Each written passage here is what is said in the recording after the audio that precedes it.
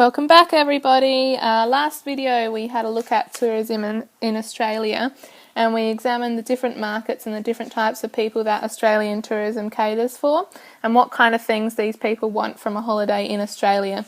So this time we're going to start looking at the benefits of tourism. So why do we even care about maximising the amount of people that come to Australia? What does tourism actually do for Australia? So there are three main benefits of tourism. The first one are economic benefits. Okay, so all the money that tourism brings in for us. The second benefit is social benefits, so anything that improves the quality of life of the places where tourists visit. And also the last benefit of tourism are environmental benefits, so anything that tourism brings to help improve and preserve our environment. So the first type of benefit that a country can receive from increasing their tourist industry is economic benefits. Now there are several different economic benefits that can be generated on the back of developing the tourist industry. The first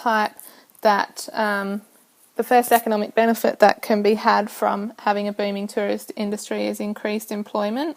And there are two ways that employment can increase due to tourism. Firstly, it can increase directly. So direct employment in the tourist industry, such as tour guides or hotel housekeepers or anybody that works in a hotel, that is direct increase of employment due to tourism. You can also increase employment indirectly, and that's in other services that don't directly service the tourist industry, but it's necessary to increase those services to cope with the increased tourists. So that's things like food production and retail. Another benefit of increased tourism is that it generates income for the local community. So many communities that are highly trafficked with tourists are actually quite poor communities. So places in Southeast Asia like Thailand, Malaysia, Vietnam, and other places like that are actually quite poor communities, but due to the increased amount of tourists that travel through those areas, it actually generates an income for the local people that they wouldn't otherwise have without tourists visiting their place. Another very important economic benefit is economic diversification. So some economies are heavily reliant on particular elements of their economy, such as mining and manufacturing. So Australia is very reliant on our mining, and other countries are heavily reliant on manufacturing or agriculture. So tourism brings another level to that economy. So if there are problems in the area that they are heavily reliant on, they still have some sort of industry that can keep the economy going while the other areas recover. The last important economic benefit of tourism is what's called infrastructure development. So due to the increased amount of people going through the area, a community will develop its infrastructure to cope with that. So things such as airports, roads, schools, hospitals are developed to cope with the extra traffic from people moving through the area. However, although they're usually developed to greater assist the tourists, these of course have a benefit to the local community as well, who wouldn't have these things without the tourist industry. Infrastructure development is important because not only is it a benefit in itself, but it also brings another benefit in that if you have better airports, roads, schools, hospitals, transport systems, you are going to aid your economic development because it allows more trade and better flow of goods and services. So you can see that these four things are very important benefits in the economic area that are directly related to the increase and improvement of tourism. The next type of benefit that comes from increasing and improving the tourist industry are social benefits. So social benefits are anything to do with the general quality of life that people experience in the area that the tourist is visiting.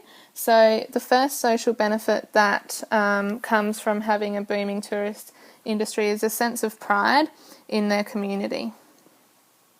So because people often come to visit places for their distinct characteristics and unique culture, it allows people in the area to develop a sense of pride about that unique culture, so they can showcase distinct characteristics of their way of life, history and culture. So you can see I've got here an Aboriginal artwork. Now these artworks may not be considered particularly special here in Australia, but some people from overseas really appreciate this kind of art, and that appreciation allows the Indigenous communities to have a sense of pride in their way of life, history and culture. Another important social benefit that comes with tourism is the preservation of traditions.